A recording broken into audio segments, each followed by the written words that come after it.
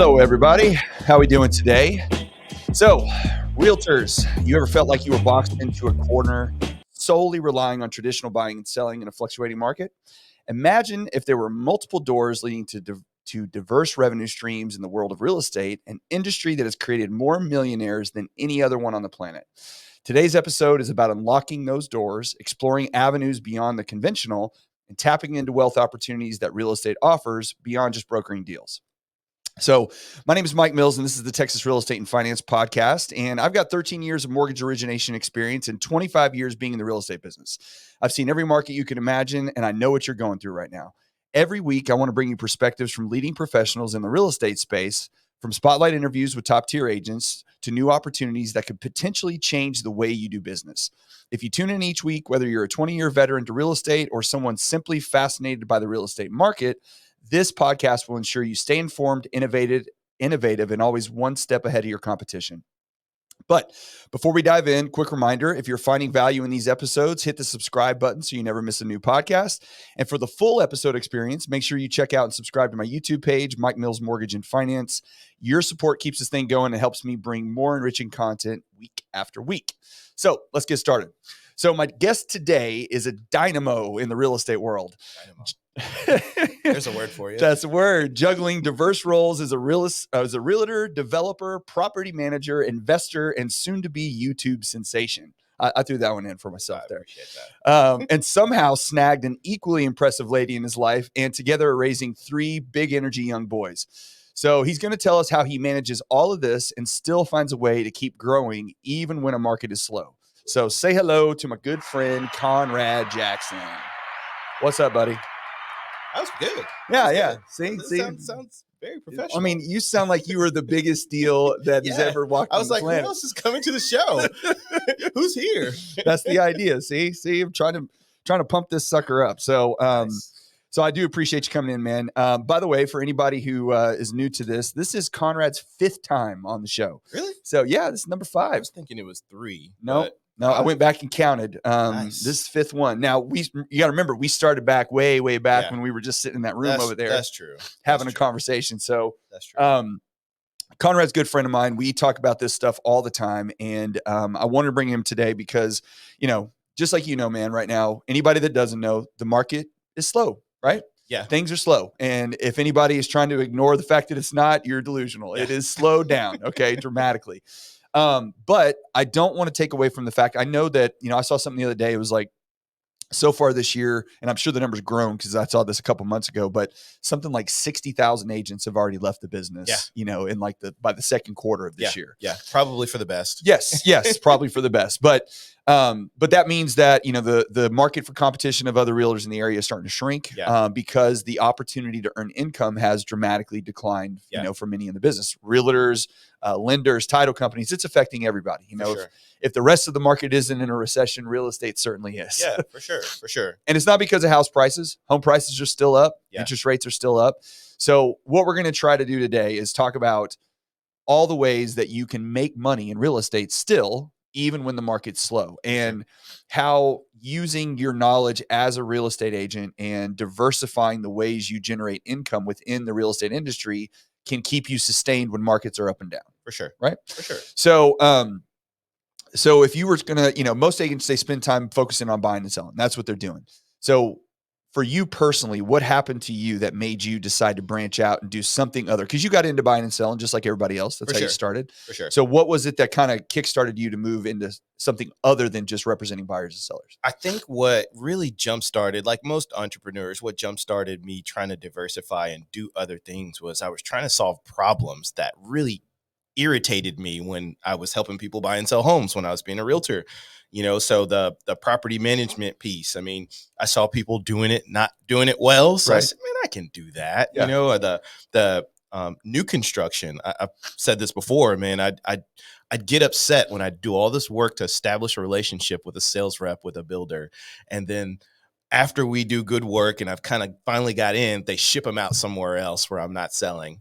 And now I have to start over. And I said, man, I'm just tired of this. I'm going to be my own builder. Yeah. The investments, I actually helped someone who was trying to, their spouse had passed away. And they were offloading 10 properties that their spouse had acquired over his lifetime, 10 rental properties. And they were making, close to 7 figures by doing that. And I said, you know what? I need to do this also. Right. And if I start now, by the time I get to the point where this person is at, I may have double of what they have. Because it wasn't rocket science. They were just buying and holding and maintaining. And so that's where all of this, most of this stuff started because I was irritated or I saw something that someone else was doing. And I said, I can do that. Right. That's really what kind of birthed all of this. Your very first step outside of just buying and selling with buyers and sellers was the investment property, correct? That was the little purple house. Yeah. Was that the one? Yeah. It was the graffiti house. Yes. We called it the graffiti house, yes. man. Yeah. The 2016, we actually got that property off MLS, and it was spray painted from top to bottom, from the grass, the sidewalk, the roof, the Jeep that was in the side of the yard, everything was spray painted. So that was a property that was cheap. Myself and my partner at the time, David, it was still my partner. We went 50-50 in on an investment, put 20% down. It cost us, I think it was less than $40,000 was the total price of that house. So we put 20% down and we split it. So, what closing costs with everything cost us a total of, I think, together like $6,000. Had Dave done a investment before that? He had, So he had 5 condos that he had purchased in Arlington. And so those were buy and holds for him also. But this was like the first major rehab that we were doing. Gotcha. So he just bought them and held them, like rented them out basically, but didn't do any kind of work on them. Yeah. Eventually he got to the point where he was, doing plenty, complete rehabs and things of that nature. But yeah, this was like our first like rehab. Gotcha. Major rehab where we were just changing walls and changing floor plans and doing all the stuff that you see stuff happening on TV, on the TV shows. We took a stab at it. Now, if I remember correctly, because we've talked about this before, obviously, if anybody hasn't heard, you can go back to some of the previous episodes. We'll rehash a little bit of it, but if we get a lot more in depth than some of the other ones that we did. But so on that one, you actually didn't sell it after you rehabbed it for a while, right? It was several years. Yeah, we held that one for some years, man. I want to say we sold that one in 2022, so just last year, right? So we held it for 6 years. Right. Yeah. And so you bought that one, rehabbed it. I guess you rented it out. Correct. Is that right? Okay. Correct. And then this was the next move in that direction. Did you buy another property? It's the same thing and rehab it, or was it just a rental? Or we bought that one, we rehabbed it, and in the course of us trying to complete the rehab, we bought another one, which was on that same side of town, which was Fort Worth, kind of the southeast Fort Worth area. So we bought that one, and we didn't necessarily rehab that one right away. The second property, we were making enough cash flow on the first property where we actually held that second property for almost a year before we even touched it. Really? Yeah. It was cheap. I think that one was like $31,000, something like that. We were making the mortgage payment for the second house with the rent from the first house with the first apartment. Really? We had 2 apartments in that first property. Okay. So the rent from the first one covered the mortgage for both of those houses, which was why we took a little while to rehab them. Yeah. Because you had cash flow. And we had cash flow. I had 2 apartments out of the first building, and we were making some good coin on it, which is why we sat on it for 6 years. So apply that to today, because, right now, obviously, realtors are out there struggling to find business. The listings are popping up more and more, but the buyers are tougher to come by. So what would you say to someone who says, well, I can't invest in real estate right now because prices are too high, rates are too high. There's no deals to be had. What would your response be to that for today? It's just not true. Okay. My response would be, that's just not true. All right. Why is that? First of all, you have negotiating power, which we haven't had in, half a decade. Yes. On the off-market deals. Right. So what's an off-market deal? So off-market deals that are not on the MLS. Okay. Right. They're not hitting the Zillows. They're not hitting the Realtor.coms or the Redfins of the world. They're not on there. They're not listed for sale in the multiple listing service. And why is that? It's typically because it's going either investor to investor. Okay. Maybe it's going from homeowner who wants to go for sale by owner, and they just want to pitch it out to a network of people that they know. There's a bunch of different reasons. Sure. Maybe the property is not going to qualify for financing, so they don't want to put it on the market through MLS and have to go through the inspection process and take less money. They feel like they can do a good enough job selling it themselves and just disclosing what they feel like they need to disclose. Gotcha. So there's different reasons why it doesn't hit the market. Right. But in those off-market deals, before it would be, okay, if it's any bit of a good deal with any meat on the bone, meaning that the price that they're selling it for is going to allow you to make money as an investor, either on a flip or on a buy and hold where they're going to rent it out and be able to cover the mortgage and make some profit after that. Right. If it's anything like that, they were gone. Right. In previous 2 seconds. Yeah. I mean, it's because everybody was looking. Cheap money was cheap. Looking. Everybody was trying to get it. The market was so demand. It was such a high demand on market that home buyers were going off market to find something to live in as a primary residence, saying, I can't find it. It's too much competition here. So let me just go in these off market channels or portals or groups, investment groups, and see if I can find my house there. Yeah. And so before you had the competition there, now just like listings on market are sitting, listings by wholesalers and off market deals are sitting as well. So you have a higher ratio of that's happening, which allows the investor to actually negotiate a better deal. Right. Which is what I was doing when I first started. Yeah. It was a different market. So you could negotiate a better deal. Just because they put it out at this price doesn't mean that that's what you have to buy it at, because there's 17 other people looking at the same thing. Right.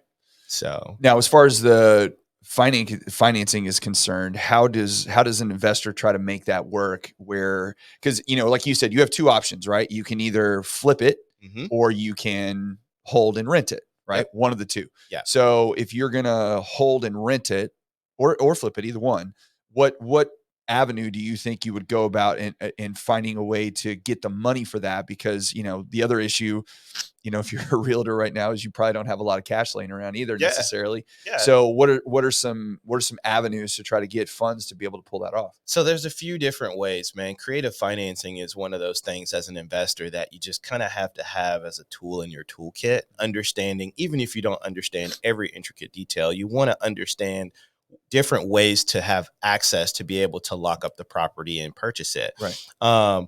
There's seller financing, where you can go directly to the seller and say, hey, will you hold this note? Because some sellers don't need an upfront amount of cash. Right. Some of them just need to get that property. Get the expense off the books. Get that expense off the books. Or maybe they just need incoming cash flow in the form of mortgage payments. Yeah.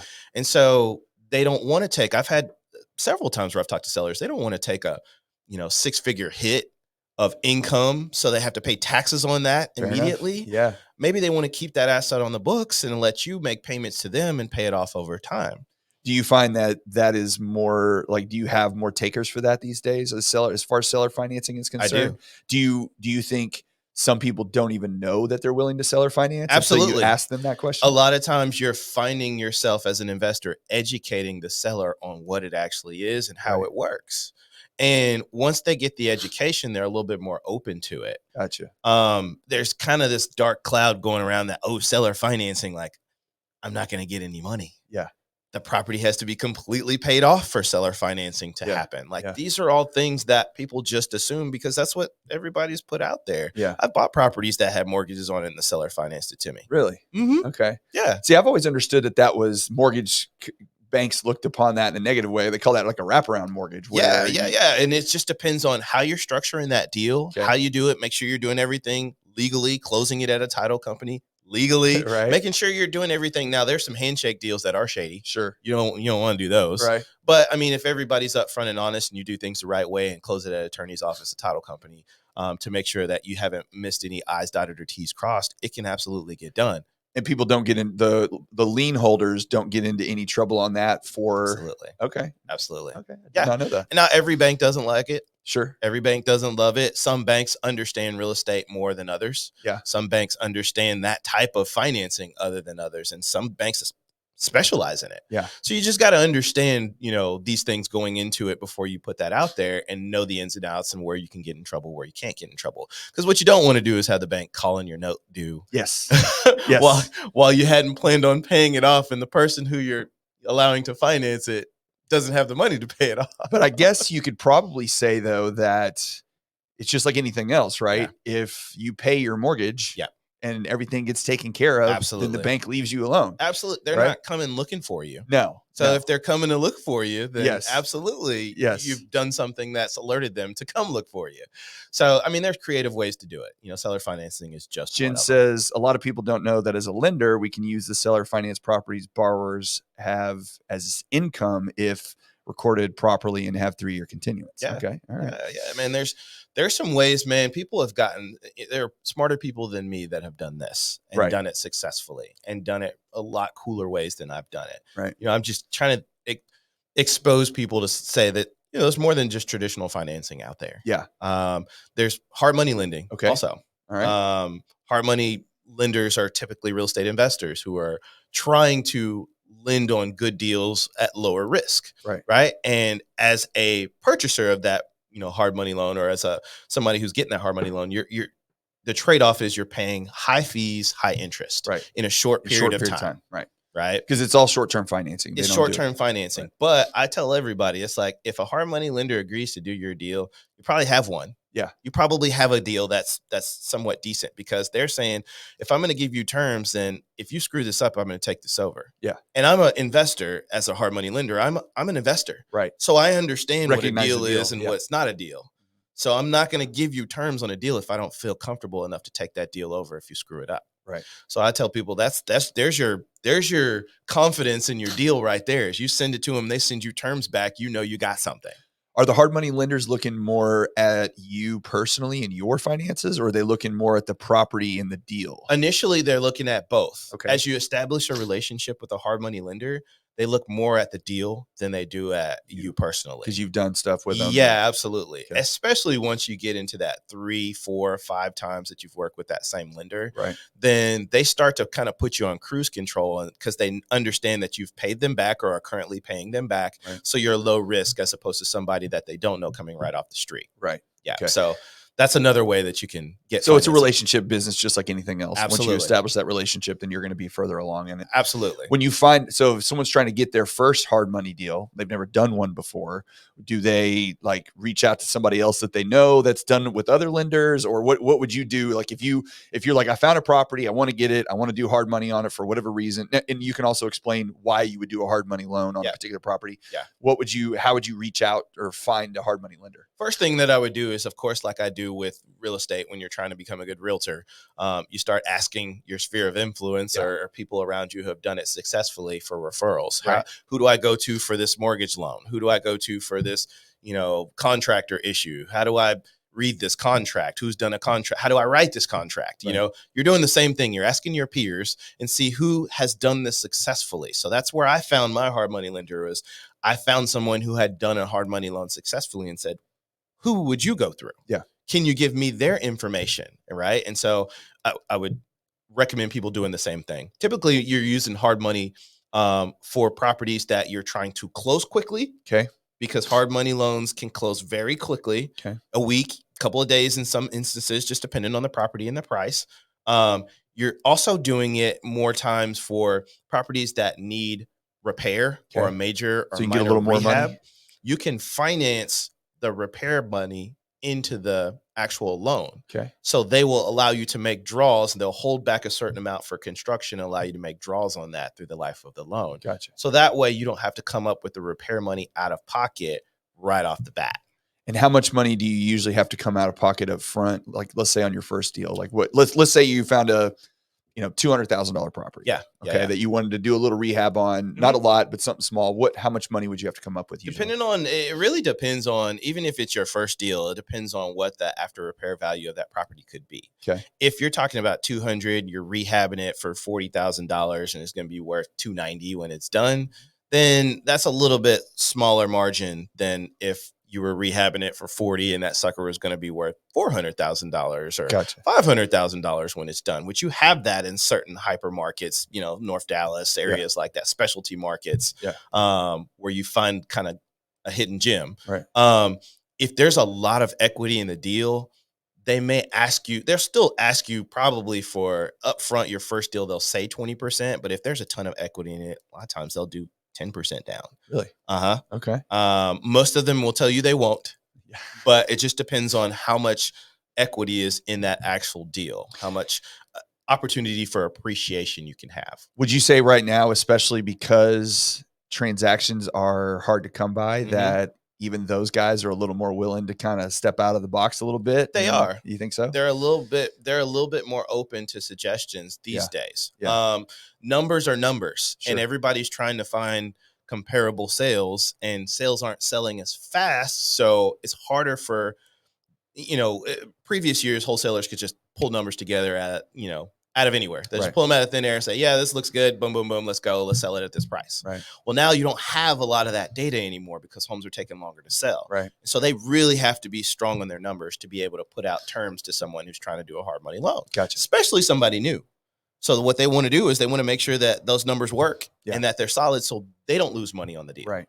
So they're paying attention a little bit more, but they're a little bit more creative if you've got more equity in that deal. Okay. There's more room for the ARV to be higher, the after repair value to be higher. Right. They're going to spend a little more time on it, but they might be a little bit more flexible if the deal's a good deal. Because they know if they get that deal, they're going to be able to flip it and make a lot more money than what you're thinking you can make on it. Gotcha.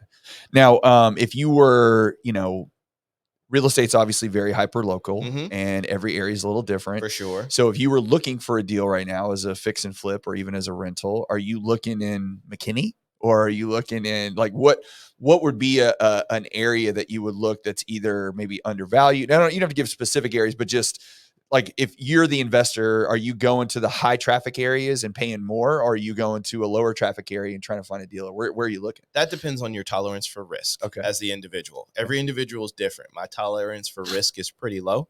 And I'm a creature of habit like most investors, especially newer investors. You're going to probably start somewhere geographically close to where you already sell or live life or live or whatever. So I always recommend people to start where they're comfortable. If you're going into this for a rental and you're a newer investor, then you're going to want to look at places that have, a great working class community with public transportation, high visibility, in areas that typically have a lot of rental units, because that there's a lot of data there that's going to allow you to be able to rent your unit out when you find one in that area. Right. Going into the specialty markets requires a lot more legwork and a lot more risk. So unless you're from that area or you're familiar with that area, I would recommend staying you are in the areas that you're familiar with. Do where you're comfortable. Go where you're comfortable. And there's still deals can be found. Absolutely. Yeah. Absolutely. Yeah. And if you're not finding the right deal for yourself, you're not looking at enough deals per day. Gotcha. That's just it. And where would you go to look for deals? Like where are you looking? Where's the places you're checking out? Everywhere. You're just driving in the car. Driving in the car and looking at houses that are boarded up or overgrown grass, or seeing these for sale by owner deals, or seeing these, there's a lot of trash and stuff on the yard, and there's like people are setting their stuff out, finding these properties that have notices of the water being shut off or taped or tagged or whatever, we call it driving for dollars, looking for signs that say we'll buy houses, because they also sell houses because they've bought so many houses, doing things like that, are going to actually making sure that when you see neighborhoods popping up, brand new neighborhoods popping up, and you're seeing for rent signs out there, calling those for rent signs and asking the owner if they're going to sell the property if they can't rent it. Would they be interested in selling it to you? Never know till you ask, right? You never know till you ask. So there's a lot of places that you can go to find out information. The tax foreclosure lists, they put them out on the county's websites or on the attorney's websites who handle the foreclosures. You can just Google it. Who handles Tarrant County's foreclosures auctions? And boom, it'll give you the attorney's name. And you go to their website and they list every single county on that attorney's website that they handle. And you can pull up the list for that month and see what properties are going to come up for sale in the auctions. There's a lot of free things that you can do to find properties for sale. You just got to look. Or just ask. Yeah. We're on social media every single day, and we're looking for properties, and most of us don't put on social media that we're looking for properties. Right. It's so weird. Just ask the question. Yeah. We'll literally go to Facebook and go to Marketplace and just start thumbing through and saying, I like this one, I like that one, as opposed to putting a message out, which will go to 1,000 people that look at your messages and say, does anybody have a deal? Yes. Nobody does, or I won't say nobody does it, yeah. but there's few people that will do that. Yeah. And there's fear, because I guess we have to mentally separate, this is my personal, but this is my investment. Yeah. Where do you think you're going to find your best deals? Is your personal sphere of influence. Yeah. Like that's where the deals are going to come from. We talk about this all the time when we talk to each other, but I want you to say it too, where, everybody looks at real estate or even one property and says, I want to make $20,000 on this deal. Yeah. Or I want to make 30,000 or 50,000 or whatever the case may be. Yeah. Right. If you go to somebody and you say either A, you're going to break even, or B, you're going to make $5,000. Yeah. Okay. And they say, well, I don't want to spend time doing that. Yeah. What would you tell them in that regard? I would tell them you probably don't want to do investing. Right. You probably don't want to invest in real estate because, the first deal that you ever do is the deal that you learn the most knowledge on. Yes. It's the one that's just education. You're paying for education. You're paying for it, right? So you're not going to come out usually with a home run, with a slam dunk on your very Except first on your one. very first one. On my very first one, we.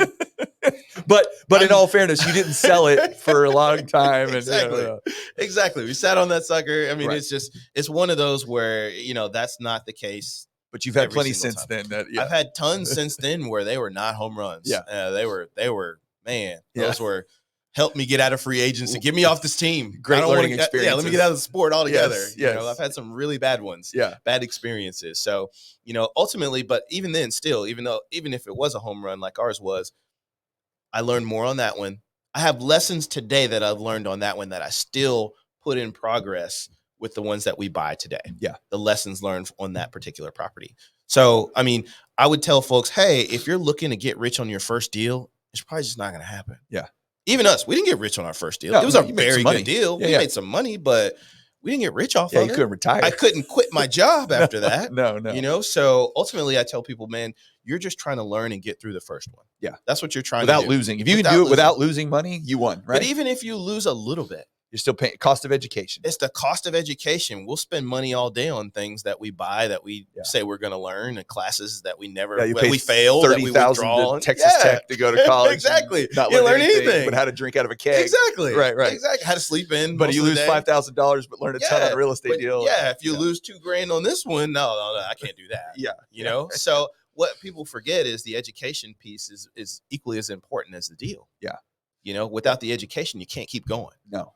And so that's what people need to understand when they're doing these deals is, hey, if this is any bit close to me breaking even, let's go ahead and take a stab at it if this is what I plan on doing long term. Now, if you're just hey, I'm going to come in once a quarter and make a whole bunch of money and then I'm out and I don't want to do anything else, it's probably not for you. It's probably not the right deal for you. Yeah.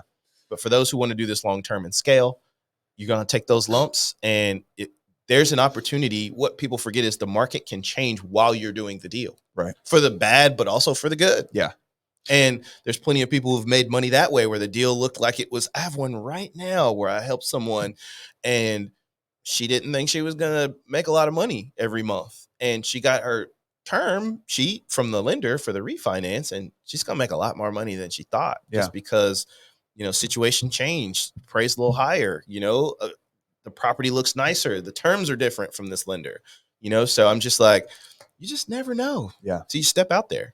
Well, you have to, people unfortunately live in a world where immediacy is the most important thing. What can I do right now? And especially, as agents in the market right now that are struggling to pay the bills maybe, or it's a hard thing because you got to balance between, I got to make money because I got to support I got to feed my family. Absolutely. But I got to have a long-term plan, because if you're constantly living in today, if everything is always what's happening right in front of your face, you don't have any plans or any ability to move into the future. And And the thing about real estate, which we talk about all the time, is there are so many different ways that you can monetize your knowledge about real estate. For And sure. being an agent and coming into the business and doing it for 5 or 10 years, the knowledge that you have compared to the average investor that's never done it before is Yeah.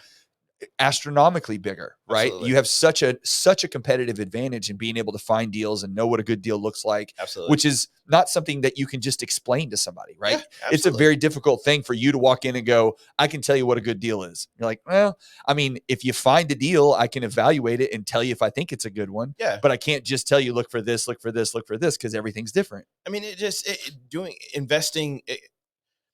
investing in yourself, investing outside of real estate just helps you as a business owner Yeah. more. Like if I'm investing in these properties and we're taking them down to the studs and building them back up, I can do my job better as a realtor. Yeah. Because when I go in a listing appointment, my people say, hey, I want to do this, I want to do that, and I'm going to spend this amount of money on this and this amount of money on that. I can calculate it in my head and say, that's not going to give you a good dollar for dollar benefit, Right. but this will. Yeah. So let's not do this and let's do this. And now I also know what the consumer is looking for. I say, okay, well, if you're in a bind and you need to sell this property, you can go this route. Yeah. Or you can go this route. You can sell it here at this cost, or you can turn around and rent it, and then you can make this amount of money and buy yourself some time. Like, you just have options. You have so many other things that you can come to other than I'm sitting down telling you what your house can sell for, and that's my job for today. Thank you for letting me come. Yeah. But you got to be willing to understand that all of this is a long game and you can't just do everything in the short term. For sure. It's got to be, you got to have an eye to the future and go, what I'm doing today is going to benefit me in 5 years. It's going to benefit me in 10 years. Right. And there's going to be a payoff for this, even though I may not feel it right now. And the thing is right now we all have a ton of time on our hands. Yeah, right? Man. And the best agents that you find out there are the ones who are thinking outside the box, being creative. Yeah. Like, look at it, for instance, one thing that we didn't say at the intro. I own a real estate photography company. Oh, I didn't even know that. Nobody knows Okay, that, well, now right? that's just another one. Well, we don't really promote it as much. Yeah. We probably should. But the listings that we take photos on are my listings. Yeah. Our team listings. Yeah. But I own part of that company.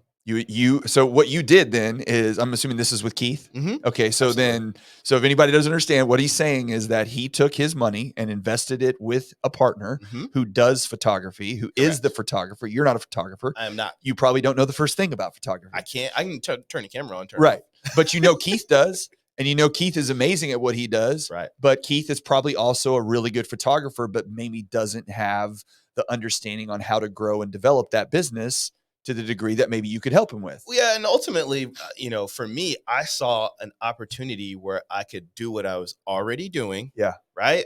And it really wasn't even a money play on the business. It was, I'm already doing this. Yeah. Right. Yeah. I already have my long-term friend, Keith, who's phenomenal at what he does. I have an opportunity to create a business with him, something that we're both already doing. Yeah. Have a funnel of income come in. And now I have another entity on the books that I can show as an asset when I want to go do something with a lender. Yeah. Because it's showing it's generating income. I don't have to do anything different than what I've already done. Plus maybe file taxes once a year, and have a meeting or something for the entity. Yeah. Other than that, that's it. That's great. No, well, and what you're doing too is you're taking the industry that you're in and you're going, basically vertical, right? And you're getting different parts of the process. Correct. I mean, I'm not saying go out and buy an appraisal company, but you have appraisals, you have inspections, you have photography, you have electrical work, you have repairs, you have home. What's the insurance? It's terrible, but the the home warranty. The home warranty. Yeah. It was like, but but think of it like this, man. Like you have an opportunity. People have opportunities that they just pass up every day just because their antenna's not up. Yeah, they're not thinking about it. They're not thinking about it. There are plenty of agents that are very good at putting together parties. I see agents all the time delivering pies and pop buys and there's workshops on how to go by and visit your clients and doing things and door hangers. And it's like, what if I just partner with somebody who did this for a living, did door hangers for a living? Yeah. And then now you get cheaper door hangers. Now I get the rate cheaper and I can go out here and expand my business. And when times are slow, I have another revenue source. Yeah. No, I think that's great. I mean, that's just it, again, it's just about how you think and the way you use your brain. Correct. All right, so let's move on because that was a good one but let's move on to property management. Okay. Because every agent, or not every agent, but a lot of agents that I talk to hate property management. Sure. They're like, there's so much time and so much effort and with very little return, they have all these negative things. But I've also spoken with several, what I would consider pretty successful realtors that love property management and they think it's fantastic. So, first off, tell us I love the way you put it, by the way, how many doors you have these days. I used to think of them as properties, but we got to think of them as doors because each door is a rent. So how many doors do you got? How did that start? And then now, your lovely wife is steering that ship. So tell me how all that transitioned into So right now, last time I checked, I think we're at 30 doors. Okay. That's downsized a little bit though, right? Didn't you have? I think we were hovering around like 24 to 27. Okay. We sold a couple and then we bought a few more. Gotcha. So now we're at 30, couple other deals on the table that we're currently working through. So yeah, that's how we got there. I mean, it started small at the graffiti house and we just kind of scaled up hard money, seller financing, traditional financing until we got to the point where we're at now. Yeah. As far as how I feel about property management, I mean, I don't love it. It's not my favorite thing to do, but I understand real estate, right? And so I understand rent comps, understanding what a tenant needs versus what a buyer needs, right? Understanding how to rehab, which came through the real estate investing with rentals and whatnot. So having that knowledge, I understand what it takes to get a property rentable for a certain amount of money, right, in the market. Also understand how to work with the housing authority to get guaranteed rents in, and get that stigma out of there that, hey, housing tenants are the worst tenants. They're some of my best tenants. And we've been very blessed to have them. Are you talking about Section 8 stuff? Yeah. Section 8 stuff, man. I mean, it is just, it's one of the best programs. Explain to people how Section 8 works, because you blew my mind when you told me that one time. So basically what you have is you have someone who is typically making below a certain amount. A lot of times it's below the poverty line, but not all the time it's below the poverty line. You're at a fixed income, right? And you are looking for housing that is subsidized by the government, and it's a government program, right?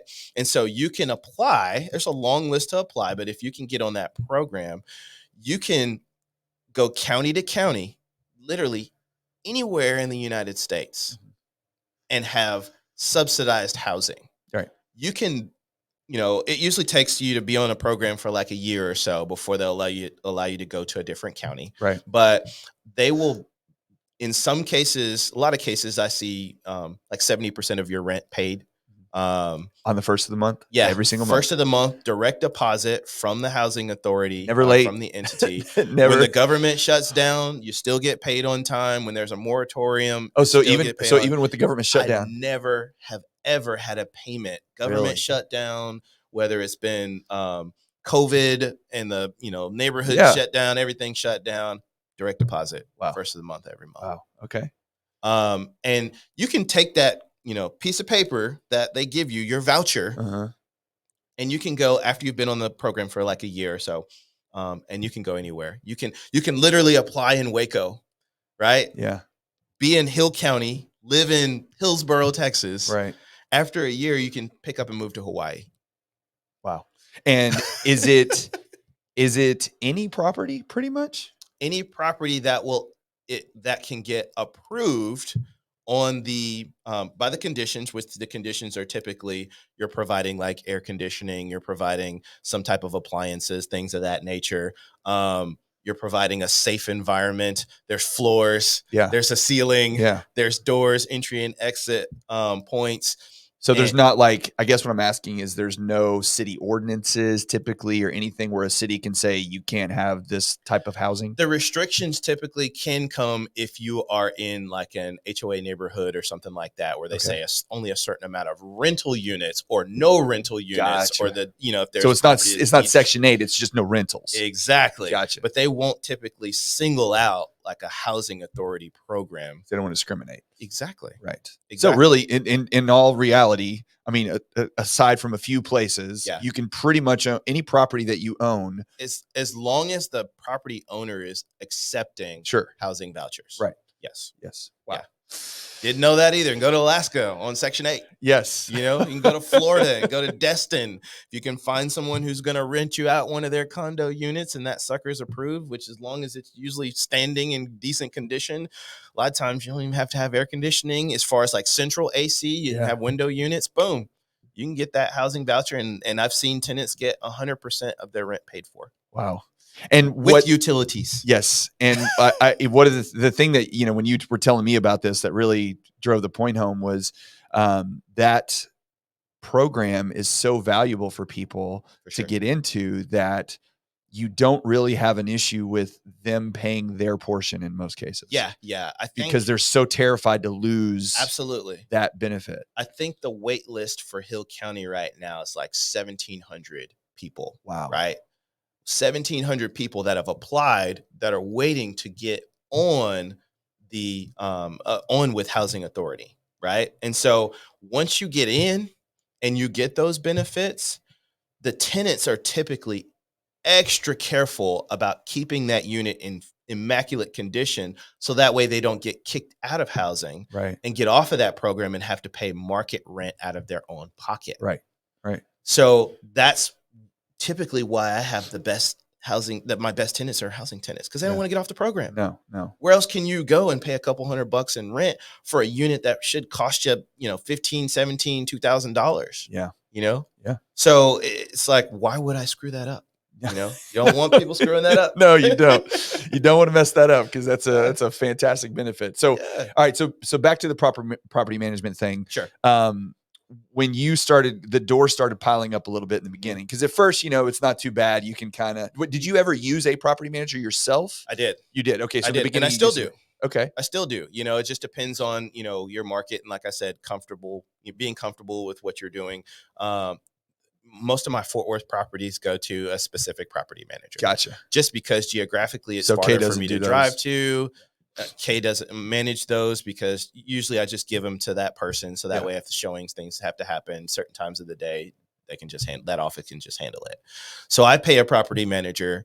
But you also know, doing it yourself though, the value of it. So if you find one that's good, that has a reasonable price, that does what you're like, yeah, I'll absolutely. But you only know that because you do it yourself and you understand. Absolutely. Yeah. I understand what it's going to take in order to manage that property effectively. Right. And I also understand my tolerance for managing that property effectively. So a lot of times there are things that are good deals that I don't want to manage. Yeah. So I give them to a different property manager who's happy to manage them.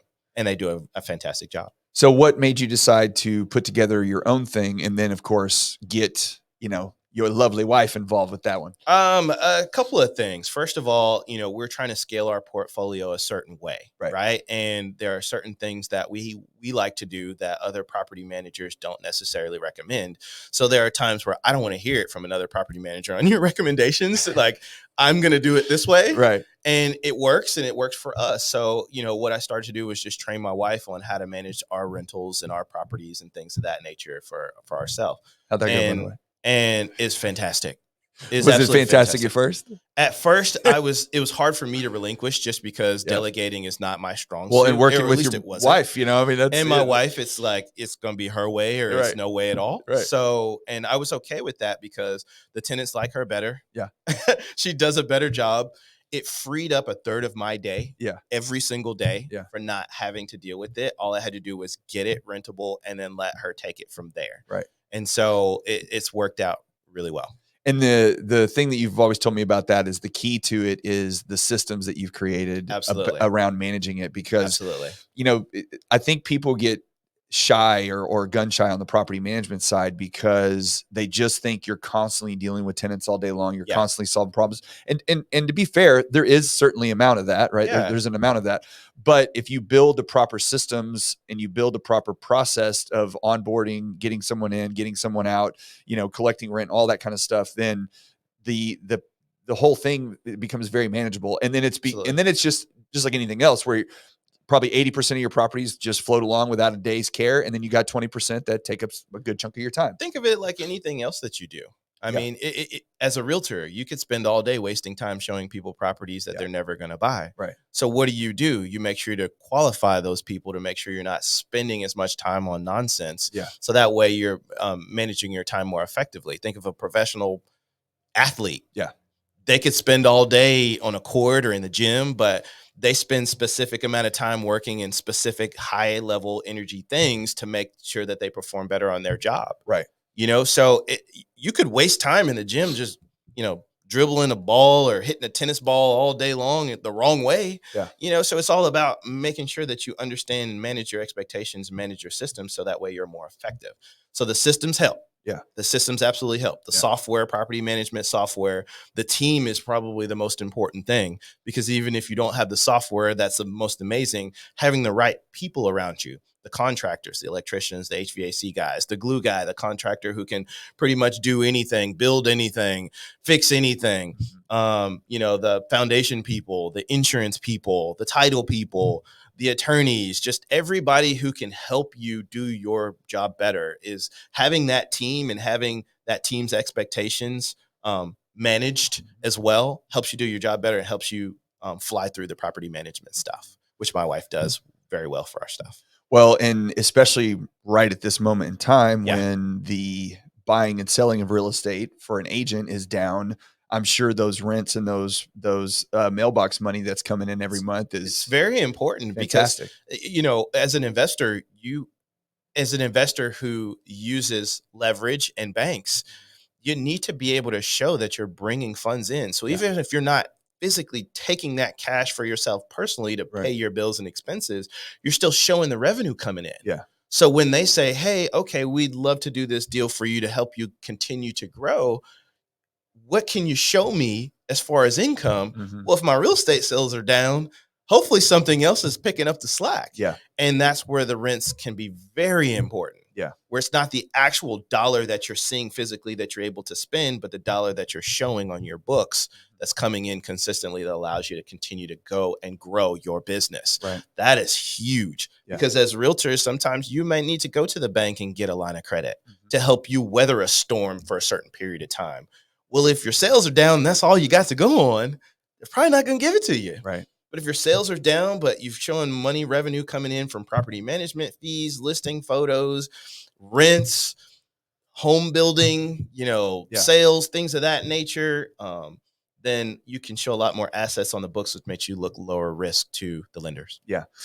So now you also do real estate investing, advising. Now you started a Facebook group and have been dealing with people in and out of that.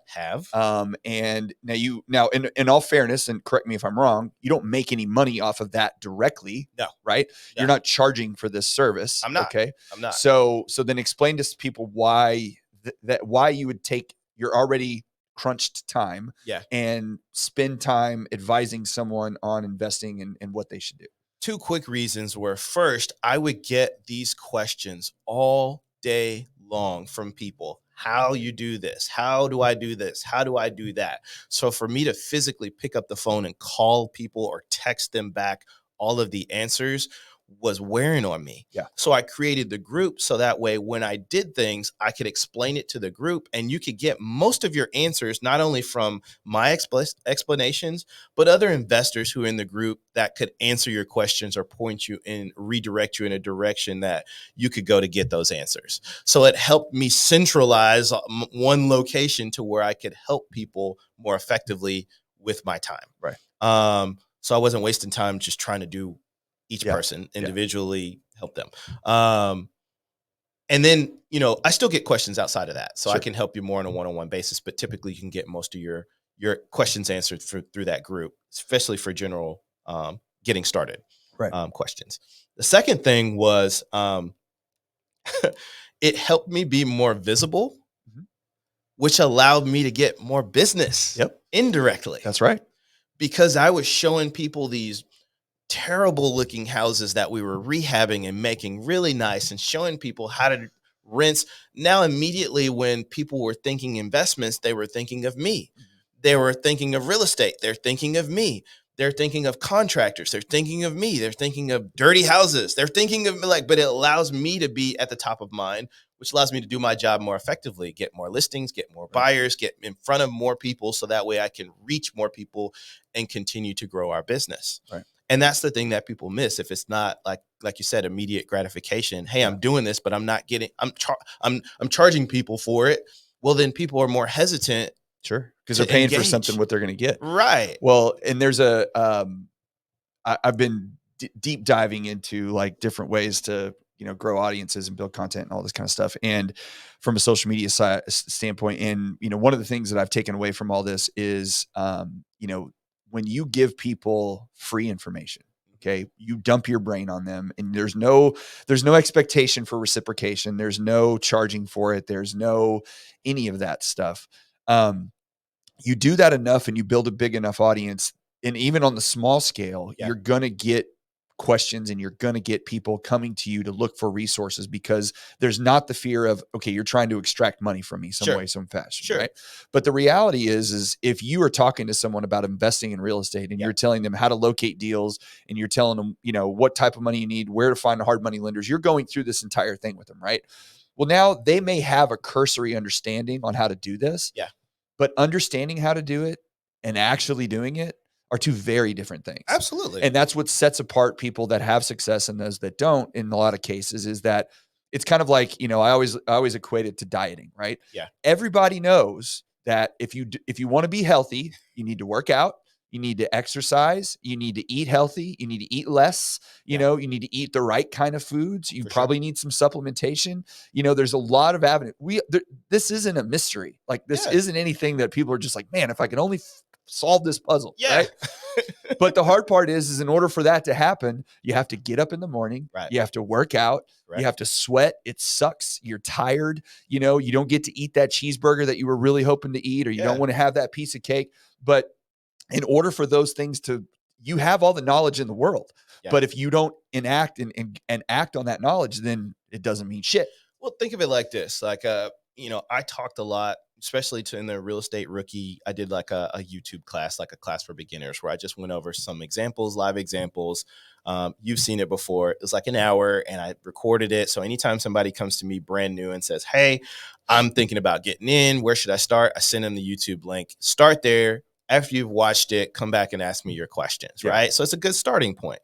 Well, in there, I talk about, like today, different ways that you can get funding for your first real estate deal. Sure. One of them is private money. Private money is a way that you can get started on your first real estate deal without going to a specific bank, right? And private money is typically someone who has access to capital. They're not necessarily investors. They just have access to capital and they want to lend and make a return on their investment. Yeah. But they don't want to physically do it. They don't want to physically get out there and do anything. Yeah. They just have excess cash or some capital that they want to put to work to make a return. Right. My very first private money deal came from the Facebook group. Yeah. It was a friend of mine. Yeah. That I had helped buy and sell houses before. Yeah. We had a trust there. He understood that I knew the market. He was in the group. And so when I said, hey, I'm doing these deals. And one day he just reached out to me and said, I've got some money. I would love to lend. Yeah. If you ever get a deal that might be a good fit, like, let's talk about it. Yeah. And I found one and we did it successfully. Yeah. And we've done it again. Yeah. And we'll keep doing it again and again. Well, if I never created the group, if I never talk about what I'm doing, if I never ask, that doesn't happen. And I've made a lot of money off of those deals. Yeah. Yeah. And he's made a ton of money off of those deals. Yeah. So it's like, well, people have to think about it like, some action. Another example is like a plumber, right? Your toilet goes down in your house. Okay. You call the plumber shows up. First guy gets there, does a bunch of work, doesn't talk to you, doesn't say a word, writes you a bill. You paid $250, $300 because your toilet wouldn't flush. And you're like, Was that, I guess that was worth it. I Yeah. don't know, but okay. Right. Next guy shows up, you have another issue, you call them, they show up, and then you have the nicest, you've met these guys, right? Yeah. The nicest guys, they want to, well, you see, you got this seal around here. And, over the years when the toilet shakes and you don't keep those bolts down, it'll loosen up and then it starts to leak. And then if you have a leak, then it's going to cause this problem. He goes through a litany of all the issues that you're having, how he's fixing it, where he's got to go get the part, whatever, right? You write him a check for $250 and you're like, I feel great that dude I got my money's worth, right? Now, the next time you have an issue, are you then going to fix it yourself? Yeah. Because you know how now, right? The plumber told you all the problems. All you got to do is go do it, right? Well, there's a whole other, level of knowledge that you don't have that you have to fight through in order to get something like that accomplished. But no, what you're going to do is you're going to call back old Bob again, and he's going to come out and he's going to fix your toilet and he's going to tell you everything about it. And every time he does it, you're learning a little bit more and a little bit more, but it doesn't mean that you're ever going to break down and go fix that toilet yourself. Exactly. You're paying somebody else. You're paying somebody, and he's giving you, even though you're paying for his service to fix it, the entire time he's doing that, he's just giving you free information on what he's doing, how he's doing it, and why it's costs whatever it costs. And that level of communication that you deal with people in whatever it is you do, whether you sell real estate, whether you do mortgages or finance, whatever it is, when you communicate with people and don't feel like you got to hold back all your secrets, you got to keep everything here because if I tell anybody, then, everybody's going to do what I'm going to do. Yeah. No, they're not. They're not. They're not. Most people are not. I give information out every single day. I've literally been through a whole, class on the first thing you do when you go talk to a bank. This is what the paperwork you're supposed to have, how you fill it out, what it means to them, what it should mean to you, everything. You take that into the bank, they will take you seriously. Yes. And I've had a handful of people actually do it. Right. Well, I mean, it's the nature of life. I mean, we all have ideas. I'm most guilty of it in the world. If anybody could see my notes on my computer and all the ideas that I've had over the years on stuff that I want to do. Yeah. But the truth of it is, and this is something I'm learning more and more as I get older and still haven't fully understood, I understand it, but I don't enact it well enough, is you get success by focus. Correct. You don't get success by being average at 20 things. Absolutely. Okay. You got to pick one thing. And now there are what people don't realize is when you focus on one thing and accomplish it, that other opportunities will present themselves that fall in line with whatever it is that thing is that you focused on. But the work on this for 10 minutes and then, oh, that didn't work, I'm going to go do this, and work on that for an hour and it didn't work, or work on this for a month. And if you're constantly starting and stopping and starting and stopping, you're never going to get anywhere. Yeah. And you have to be laser focused on whatever it is that you want to do. So if you're listening to this and you're going, okay, well, I don't know, do I want to do property management? Do I want to do, investing and flipping? Whatever it is that you think you want to do, just do that. Yeah. Take all the rest of it and push it aside. Right. You can get to it later. Yeah. If you're interested in it, but focus on this thing and do that thing. And it could be coaching. It could be, investing. It could be rentals. It could be a million different things, but pick that thing and go all in on it. Educate the shit out of yourself. That way, when you come out the other side, you're the expert on it and people will pay you for that information. Yeah. And ultimately, as a realtor, operate within the confines of what you already know. Yeah. You pull comps all day. You look at deals all day. Okay, well, let's get educated with an investor. Let's go out with an investor once a week and figure out what an investor is looking at through their eyes. And then how about I find good investment deals? Yeah. And then I send them out to investors. Well, there's an entire industry in the wholesale world, which blew my mind too, to some extent, is there are literally, and it depends on what you're willing to do. Yeah. There are guys that go out and literally knock on doors in every single neighborhood and ask people if they want to sell their house. Absolutely. Then those guys have a network of investors, 10, 15, 20, 30, 100, whatever it is, that when they get somebody that says, yes, I want to sell my house, they kick that out to all those investors. And then within a day or two, most of the time, they're going to have a buyer. Yeah. And all they did was connect a buyer and a seller, and that's it. Yep. And they did nothing else. And they earned what? Usually their spread minimum, they're making $5,000. Okay. So minimum, you do 2 or 3 of those a month. Some of you don't do anything less than $10,000. Right. And all you're doing is connecting people. That's it. That's the entire business. I mean, there's people who go out and literally will buy these houses that are just in disarray. I mean, they're gross, they're nasty, and they'll just buy them as cheap as possible and clean them up and put them out for sale. Yeah. They don't even fix them. They just clean it up. Just a little bit of makeup. Just clean it up. Yeah, just give it a bath. Get the trash out. Right. right? Give it a good shave, a nice little bath. Sweep the floors Right. and put that sucker out to somebody and make 15, 20 grand. Just like that. All right. So, man, we're already almost in an hour, but we're going to go a little longer today because we got a lot of stuff here. So next thing is YouTube. All right. So let's talk about this a little bit because, you know, a lot of agents they're like, okay, well, I gotta do some social media. I gotta get myself out there some. I gotta present myself to the world if I'm going to do this. And they understand it. Some don't and refuse to, and that's fine too. It's, you know, everything's different for everybody. Yeah. But why are you doing? So tell me a little bit about how you started the channel or the show, and then what you've been doing with it. And then if you're planning on like what you've learned from it, if you're going to keep going on what you're doing, if you're going to change anything. Yeah. So the YouTube show, Real Estate on Deck, we do it, usually have 2 or 3 episodes a month. Okay. Those of you who don't know, go to the Real Estate on Deck page or just search me on YouTube. You'll be able to pop up and see. How it started was my partner, Keith, who's my photographer, who also does my videos, my videographer. Now, the way you save money on doing video, by the way. There you go. I don't know I necessarily save money. Well, I mean, you're maybe make a little bit. You're a top priority. Yeah, there you go. There you go. That's where it is. So we would go around to our different projects, and I would have him film here, film there, different things, different listings, different new construction stuff. And he said, man, we should put together some type of content that we can push out to the public to, you know, just let people know what you're doing and the different types of businesses that you have, but in a professional format. Right.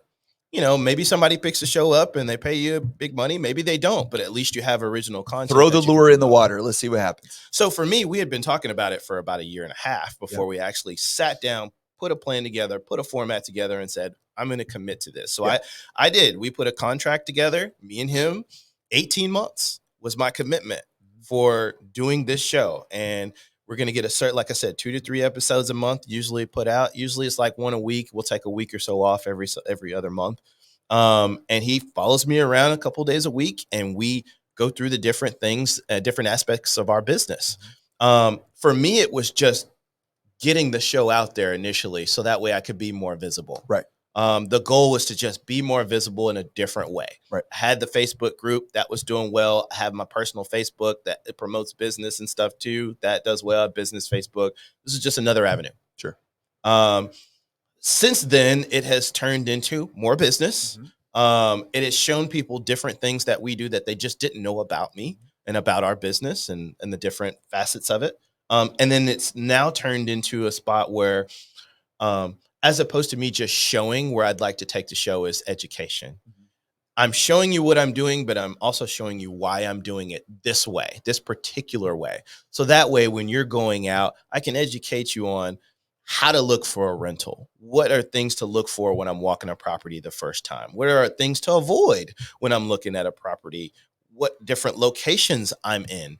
You know, maybe how to build a house or how to talk to a contractor, how to negotiate a contract with a contractor, what to put in that contract, you know, verbally or, you know, as far as on paper, how to make sure that that's enforced. All these things are where we're headed with the show. So that way people can actually follow along and become better investors as opposed to just watching our business grow.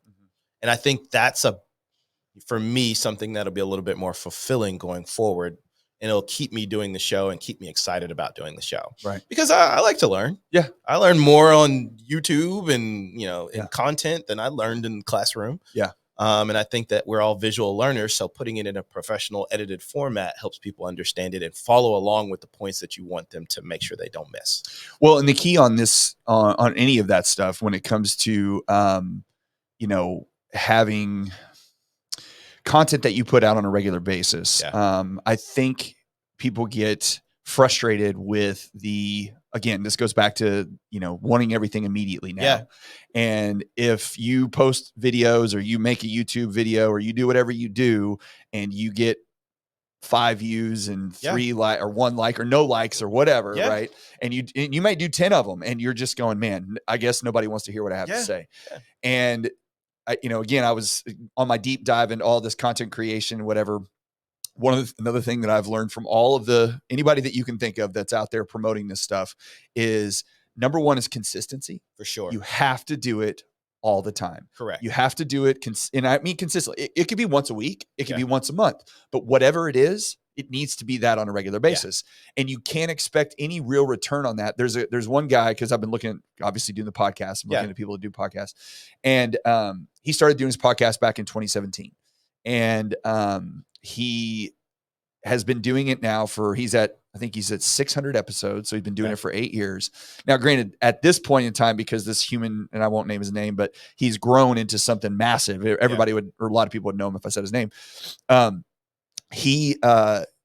His first 3 years of doing it, it was just basically, he was just learning, trying to figure it out, but he did it every single week, and his audience got bigger and bigger and bigger and bigger and bigger. And then by the time he was at year 4, because he had started to add other facets of his, knowledge base to what he was talking about in his business and starting to grow things in other directions. Now he's in the top 4 of all podcasts. Now, granted, again, he's built a network around that, but his point in listening to him is just like, I didn't know what I was doing when I started. I had to learn, but I had to learn by doing it. I had to do it all the time, and I had to get better at it. And I had to find new ways to, attract people to listen and pay attention and find my niche. And, I just got to believe that, if you're going to commit to it, if you're going to do it, you can't commit to it for 2 months, or you can't commit to it for 2 weeks. You have to see it through. If you think it's either not working yet because you haven't gotten great at it, or it's not working yet just because you haven't had enough time. Right. And it's like anything, man. I mean, us scaling our rentals, it took time. Yeah. It took a lot of time. Me being a half decent realtor, it took time. Yes. So you'd be foolish to jump into something new, content creation, and think that it's going to happen overnight. For some people, it does. But for most of us who are out here, it takes time. Yeah. And so I'm guilty as the next man. I look and see how many people are watching and how many views and things of that nature. But I also understand that, if I put my money in the stock market and I plan on seeing a return, a really decent return, it better be in there for at least 10 years. Yes. Yeah. I mean, yes, it's the same thing. I mean, it's such a thing where we just put our expectations in different places, but it's all because of, I guess, the paradigm of the way you think, because like you said, if you invest in the stock market, anybody that regularly invests in the market that isn't a day trader and trying to flip whatever, they understand, the Warren Buffetts of the world, that you put money into a good stock like Apple and you wait 20 years and your money will grow. Yeah. If the company's good and you do your research, it will take, but it ain't going to happen overnight. You're not going to make money tomorrow, and you're going to make money. You're going to compound the money on top of the money that you're making. Think of it like our rentals that we have right now. The one that I have, probably the 2 that I have the most equity in, are the 2 that I've held the longest. Right. I've had better deals that cash flow better, that are cooler, they look better, they rent higher, all that. Yeah. But the ones that have the most equity are the ones that I've held for 5 years or more. Yeah. Well, you do a ton of stuff, my friend. Man. And one other thing I want to mention before we go is you also coach your kids in basketball. I do. Okay. I do. So somebody listening to this goes, all right, so you're telling me that this dude, I don't even know, we're not even gonna have time to get into your development, really. By the way, just so everybody knows, tell them real quick about the development. Got one going on in Hill County. It's 20 acres. We're developing, looking to develop 78 lots, which will be new construction for sale. Where we'll be the builder. I'll probably sell some. I may build them all. I may sell them all. I'm not really sure. Whatever happens, opportunities change. Big 7-figure development that we're working through with the city of Hillsborough, that we're looking to continue to complete. We're about a third of the way there. Yeah. So yeah. Well, buy properties, rent, do rentals, advise people on real estate investing. And next thing you know, you look up and have a 7-figure development deal that you're working on, that you're also brand new to learn how to do and experience. There's no textbook on. No, there's hardly any places you can get help with. It takes a lot of energy and effort and a whole lot of cash to get done. And it is something, but it's like anything. If it was easy, everybody'd be doing it. It's not easy. That's why me and like 7 other people are doing it, and we'll figure it out. It's real estate calculus, and you got to be ready for it. So, but I do want to talk about only with the kids and the basketball stuff, because the importance of this is, and we've obviously talked about it before. So, I know where you're coming from on this, but the time that you spend with your family obviously is important. For sure. That's a big player. But when you're renting properties, when you're investing in houses, when you're showing clients buys and sells, when you're advising people and doing calls and helping them invest, we got 24 hours in a day, Yeah. right? And you can only use so many of those and they go away. So how do you find time for the kids? Yeah. How do you find time for your children, Conrad? Find time for the kids. Well, how do you find time to spend your time coaching them and not just being dad that comes home after a long day and says hi and puts them to bed? But the other question is what does it do for you? Yeah. I think with anybody who's got more than, even if you just have one high demand job, as realtors, we have like 30 jobs just being a realtor, and then trying to branch out and be an entrepreneur outside of the entrepreneurial, realtor relationships that you have, it takes its toll on your body. So for me, it is work-life balance. Yes. Right. That is my balance. I grew up playing basketball, playing sports, my whole life. So basketball, of course, my favorite sport, passion. I could watch it all day. I'm a basketball junkie. I could sit in the gym and watch basketball all day. Don't matter who's playing, boys, girls, doesn't matter. So for me, that is fun. And I was blessed with 3 boys who also love the sport. And so it's rare that you can have that in a household. And so we use it as our family time. My wife didn't necessarily grow up loving basketball, but she's learned to love it because her kids play and they play competitively. Mama loves everything the babies do. So what does it do for me? First of all, it helps us spend more time together. I coach my 2 youngest sons' teams, 8-year-old 3rd grade team and 5-year-old kindergarten team. I've coached them for a couple of years now. And I've coached my oldest when he was younger also. He plays sporadically and does some other sports and things as well. But it allows us to have family time together. Yeah. We're in practice or training Tuesday, Wednesday, Thursday, Friday. We have games. Saturday we have games. Sunday we have training and games. Yeah. So the only day we typically have off is Monday. Right. And they love it. It's family time. It's time we're in the car together. We're going bringing other kids home. They're spending the night with us, putting them, through training, doing more games, doing tournaments. We just, we develop friends, develop relationship. You know this. You ran youth sports organization for years, so you get it. For me, it helped me be able to just shut off work. Right.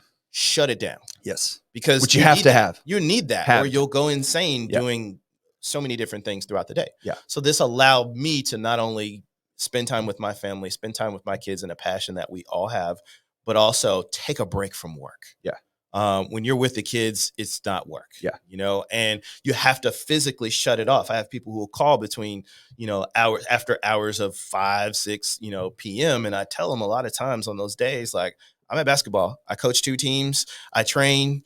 So I'll get back to you as soon as I possibly can, but it's probably going to be the next business day or the next day. Yeah. And they're okay with it as long as I set the expectation. Yep. Also, another thing that's helped us is my wife had foot surgery this summer, right? Which literally sat her down. She could not drive. She could barely walk. And so I had to pick up the slack where she was always super mom. Now I had to turn into super dad and learn how to be super dad and take care of the kids. She couldn't even go upstairs for months. Yeah. So washing clothes, putting up clothes, getting kids ready for school.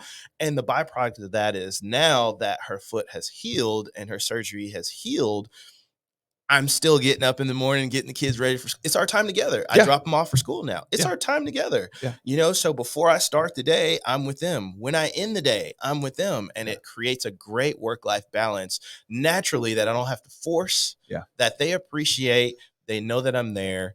And I get a lot out of it, of course, internally, because you get to spend time with your kids and your wife. Like, what better thing than that? Yeah, it's hard because as human beings, we all want to, if you're not working, then you feel like you're not doing enough, right? Especially if you're a high energy, high productivity type person. Yeah. If you're not working all the time, I think you grow out of this, but especially when you're young, if you're not, I should be at my desk working, or I should be over here working, or I should be over there where I need to be working. And you know what? There's truth to that. And there are times when you need to focus all in on work, but if you don't have something that takes care of your mind and your body, if you don't get physical activity every week to release the stress and all the anxiety that you have about all the problems that are occurring in your life, Yeah. if you can't get out there and sweat it out and just exhaust your body for a little bit, whether you're playing pickup basketball or you're riding on your bike or you're doing whatever, and then on top of that, if you don't have something that is an activity, whether it be spending time with your kids, whether it be reading, whether it be I mow my yard, and sit on my mower, listen to a podcast that I want to hear that's just has nothing to do with anything, any real estate related stuff. Yeah. Just whatever it is to shut your brain off, to let it, recover essentially. Yeah. Because if you're constantly firing at all cylinders, you're going to wear out. You don't have the tools, your body is not built to go 24/7, 7 days a week. It just can't. Yeah. And you're not only that, but the time that you are spending is so much more productive. Absolutely. Right? Absolutely. If you can wake up refreshed, if you get a good night's sleep and you wake up early and you can be refreshed, you're way more productive throughout the day. It's scientifically proven. Yes. Right? If you can turn around and say, okay, well, as opposed to being a realtor and only depending on real estate from my realtor commission, if I can branch out and do one other thing that brings in some sort of revenue, that helps take the pressure off of you to feel better about spending more time doing things that help you with the work-life balance. Yeah. And for me, it's like, okay, I'm not doing all this stuff not to enjoy it with my family. Right. What's the point? Yeah. I'm not just going to be like, if I'm at a basketball game and you call me and it's unless that house is on fire, right, like I'm going to call you back later. Right. Because I'm probably doing something that is helping me recharge my battery so I can be refreshed when I have to talk to you. Yeah. And have better solutions when I talk to you. Yeah. So it's very important. And that's why this is important. That's why having a different revenue stream is super important, because it allows you to open up doors and more opportunities in different areas of your life that you need. Yeah. Definitely need it. And so I just try to encourage folks to say, hey, I don't have the blueprint to do it all successfully. The only way to do it successfully. I do what works for me. Yes. Some people may not be able to do 5 different entities and 5 different things. Well, you didn't start doing that overnight. Right. I mean, it's all built on itself. It wasn't like you just opened Correct. all these at the same day. I mean, this all happened over time. Correct. And I have days where it's super stressful, where everything is coming down on top of me and I got to climb my way out of it and crawl my way out of it. Yeah. And then, the kids are not happy or my wife's not happy about something that I've done. It's just like, that's part of it. Yeah. But at the end of the day, there's exponentially more good days than there are bad days. We don't worry nearly as much. We have so much more fun in life, enjoying life, and not having to sit there and count, penny pinch every single day as to how we're going to do this or how we're going to do that. We see an opportunity. Usually we can act on it because we've slowly built this thing up to where it is today. Do you have any, I hate to use the word hacks because it's hacked out at this point, but do you have any hacks that you, whether it comes to how you organize your day, your productivity, like how you, this day I do this, or in the morning I do this, or in the evening I do this, or I set aside a day, like how are you with all of these things? How are you putting this all together to make sure that you still accomplish everything? My calendar, reminder, and to-dos are necessities for surviving the week. And typically they're updated in the morning right after I take the kids to school. Gotcha. My communication with contractors, my communication with my wife on the property management, updates or things, communication with builders, communication with clients, communication with new leads. Everything is on the calendar, on the reminders, on the to-dos. When I'm looking for a system to help streamline a process for a business that we're doing, it has to be able to communicate to either my vendors or my clients or potential clients through that system, or I'm not going to even consider purchasing it and using it. Gotcha. Which most of them have it these days, right. But I'll set those in the morning and I'll set them for the week a lot of times in the morning, early in the week, Mondays, Tuesdays. And so that way, when I get within the struggle of the day, I know that things are still being sent out at certain times to certain people who need to get them. And I can be more proactive as opposed to just reactive to everything that comes in. Right. And I am very reactive because I have hiccups that come along the way, but I've gotten better along over the last few years with being proactive. If it's not on my calendar, not a reminder, and I'm to do, it doesn't exist. Right. And that includes coaching, Right. training. Yes. Yeah. Well, because you got to family remember, events. because someone says, "Hey, I have this thing. Can you come help me with this?" You I got to gotta be look able and to go. look it up. I've Yeah, I trained think so. myself to say, let me look at the calendar first before I respond. Yeah. And I do. And if it's there, cool. My wife has access to put stuff on the calendar. So that way, when it needs to be done, that could be a good thing, a bad thing. But for us, it works out well.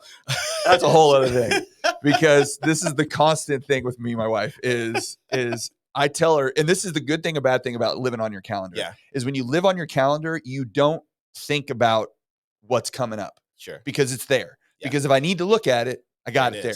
Right. So when my wife comes to me and says, "Hey, we have this volleyball dinner tomorrow night, or, in 2 weeks, don't forget, we're going to go da. I'm like, cool, put it on the calendar. Yep. Right. And if she'll come to me, "Hey, don't forget, we're going to, oh, wait, cool. Did you put it on the calendar?" Yep. Because, and then we'll get to that point and it won't be on my calendar. She's like, I told you 3 times. I'm like, how many times do I have to explain to you how my brain works? So okay. We're completely opposite. Kay will put it on the calendar and then she'll explain it to me 3 times to make sure that I look at it. She's like, "Hey, don't forget to look at your calendar for the thing that I put on there." And I'm like, okay, I will do it. She's like, "Hey, did you look at it?" I looked at it. We're good. Just remind you one more time, do not mess this up. So yeah, it's one of those things where it works out. And that's how I'm able to kind of keep track.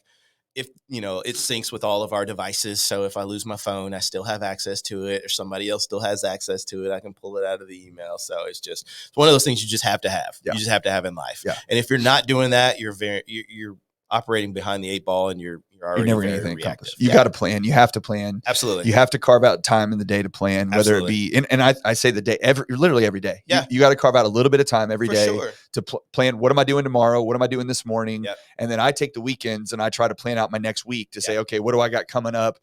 So I can make sure if I have this presentation this day, I need to prepare for it 3 days in advance to make sure that's ready to go. So I'm not scrambling at the last minute. Yeah. Because I'm the king of procrastination. And, those are the only way that you can overcome those problems is by planning. For sure. And for us, as realtors, typically the weekends are times where you're very busy or the most busy. So I'm usually taking like Monday, Tuesday to make sure as my weekend to carve out my plan for the week. Yeah. Because Monday is almost like a Saturday. You have a lot of catch up and follow up to do from the weekend. Yes. So just a lot on your plate. Mm-hmm. All right. We'll leave with this.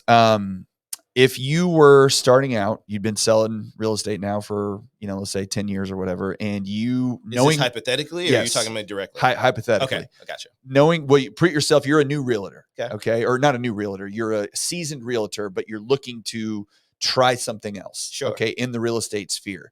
All right. You've touched on all these things, and knowing what you know now, where would you start today with the knowledge that you have? If you were saying, I don't have any properties, I don't have any fix and flips, I don't do I don't do any of that stuff, but I want to try to start moving in a direction. Now it's going to be different for everybody, but knowing what you know at this point, if you could go back, talk to Conrad however many years ago and be like, "Hey, start here," where would you start? So where I would start was, first thing I would do is, I'm a big proponent of buying rentals, buy and holds. Okay. Right. So I would partner with someone who either has aspirations to buy and hold properties, or propose it to some of my clients who maybe didn't need to sell, and they just, I didn't understand the market at that time of, hey, you can make money other ways than just through commission.